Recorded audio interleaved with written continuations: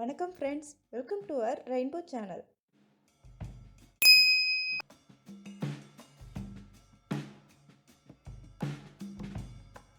இன்றைக்கி சிக்கன் பிரியாணி எப்படி செய்யலாங்கிறத பார்க்கலாம். இதற்கு தேவையான பொருட்கள்: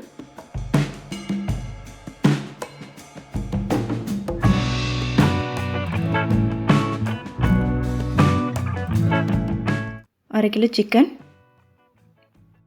அரை கிலோ பாஸ்மதி அரிசி, 4 பெரிய தக்காளி, 5 பெரிய வெங்காயம், 4 பச்சை மிளகாய், புதினா, கொத்தமல்லி தழை, எலுமிச்சம்பழம், இஞ்சி பூண்டு பேஸ்ட், தனியாத்தூள், மிளகாய்த்தூள், சோம்பு, கிராம்பு, பட்டை, நட்சத்திர சோம்பு, ஏலக்காய், பிரியாணி இலை, தயிர், நெய், எண்ணெய், பிரியாணி மசாலாத்தூள், உப்பு. பிரியாணி மசாலாத்தூள் செய்ய தேவையான பொருட்கள்: லவங்கம், ஏலக்காய், பட்டை. இது மூணுத்தையும் சம அளவில் எடுத்து அரைச்சி பொடி பண்ணி வச்சுக்கோங்க. ஃபஸ்ட்டு அரிசியை நல்லா கழுவிட்டு தண்ணி ஊற்றி 20 நிமிஷம் ஊற வச்சுக்கலாம். கடாயை சூடாக்கிக்கலாம். கடாய் சூடானதும் 5 ஸ்பூன் எண்ணெய்,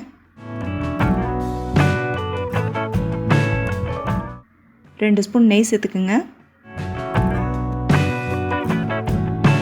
எண்ணெய் சூடாகிடுச்சு. இதில் சோம்பு,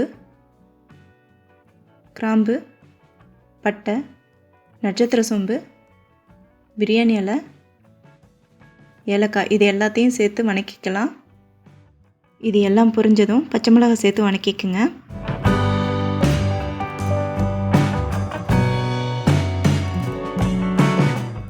இதில் நறுக்கி வச்சுருக்கிற பெரிய வெங்காயத்தை சேர்த்து நல்லா வணக்கிக்கிங்க. வெங்காயம் நல்லா ப்ரௌன் ஆகிற வரைக்கும் வேக விடுங்க.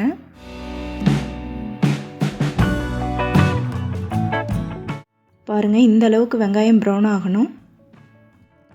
இதில் 3 ஸ்பூன் இஞ்சி பூண்டு பேஸ்ட்டு சேர்த்துக்கலாம். இதோட பச்சை வாசனை போகிற வரைக்கும் வணக்கிக்கிங்க.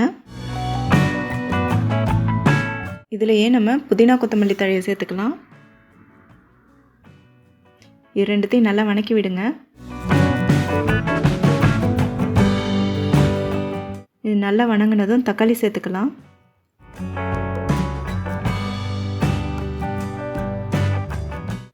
இதுலேயே ஒரு 3 ஸ்பூன் உப்பு சேர்த்து நல்லா வணக்கிக்குங்க.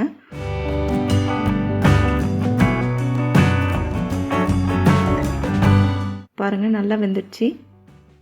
இதுலேயே தேவையான மசாலாத்தூள் சேர்த்துக்கலாம். தனிமிளகாய்த்தூள் 3 ஸ்பூன், தனியாத்தூள் 4 ஸ்பூன். இது எல்லாத்தையும் சேர்த்து நல்லா வணக்கி விடுங்க.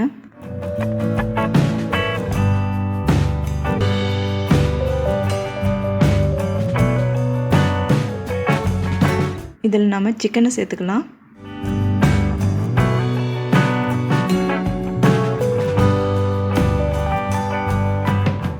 சிக்கனை சேர்த்து நல்லா கிளறி விடுங்க.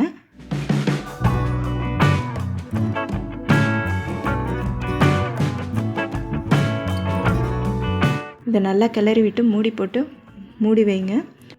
ஒரு 5 நிமிஷத்துக்கு நல்லா வேகட்டும்.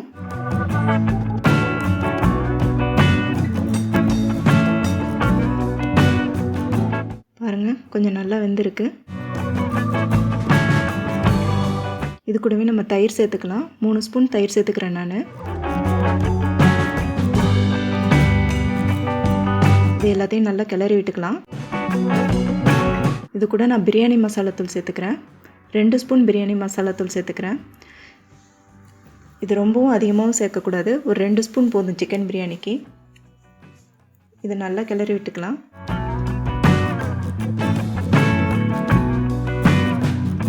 இதிலே உப்பு கொஞ்சம் சேர்த்து கிளறி விட்டுக்கலாம்.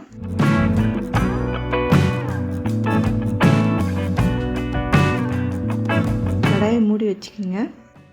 இது ஒரு 10 நிமிஷம் நல்லா வேகட்டும்.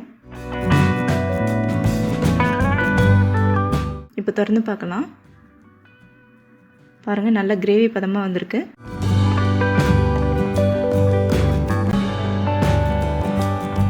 இப்போ இதுக்கு தேவையான அளவு தண்ணி சேர்த்துக்கலாம். நான் இந்த கிளாஸால் 5 கிளாஸ் அரிசி எடுத்திருக்கேன். 1 கிளாஸ் அளவு அரிசிக்கு 1.5 கிளாஸ் அளவு தண்ணி சேர்த்துக்கணும். தண்ணி சேர்த்த பிறகு நல்லா கொதி வர்ற வரைக்கும் இதை மூடி வைங்க. பாருங்கள், நல்லா கொதி வந்துருச்சு.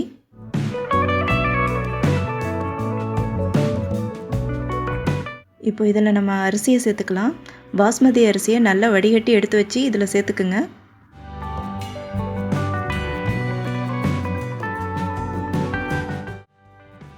அரிசி சேர்த்த பிறகு கட் பண்ணி வச்சுருக்கிற எலுமிச்சம்பழத்தை பிழிஞ்சிக்கலாம்.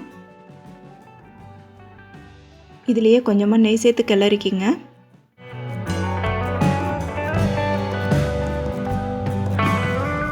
இப்போ இதை மூடி வச்சு 10 நிமிஷத்துக்கு வேக விடுங்க. அடுப்பை மீடியம் ஃப்ளேம்லேயே வச்சுக்கோங்க. 10 நிமிஷம் ஆயிடுச்சு. இப்போ இதை திறந்து பார்க்கலாம். பாருங்கள், அரிசி நல்லா மேலே வந்துருச்சு. இப்போ இதை லைட்டாக கிளறி விட்டுக்கலாம்.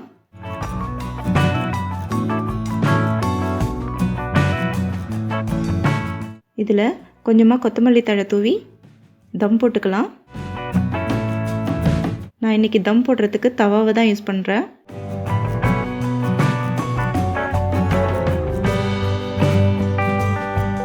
அலுமினியம் ஃபாயில் யூஸ் பண்ணி தான் தம் போட போகிறேன். அலுமினியம் ஃபாயில் இல்லைன்னா மைதா மாவை பிசைஞ்சு இது ஃபுல்லாக சீல் பண்ணி விட்டு தம் போட்டுக்கலாம். அடுப்பை மீடியம் ஃப்ளேம்லேயே வச்சுக்கோங்க. இது ஒரு 15 நிமிஷத்துக்கு தம் போட்டுக்கலாம்.